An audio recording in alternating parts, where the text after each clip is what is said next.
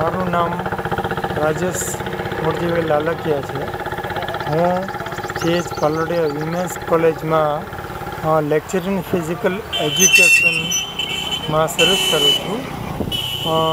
અત્યારે કિરણભાઈ પટેલ જે લોકસભાના ઉમેદવાર છે તેઓને મારો પૂરેપૂરો સપોર્ટ છે અને તેઓ એક સારામાં સારું આપણા ગુજરાત રાજ્યનું રિપ્રેઝેન્ટેટ દિલ્હીમાં કરશે એની મને ખાતરી છે।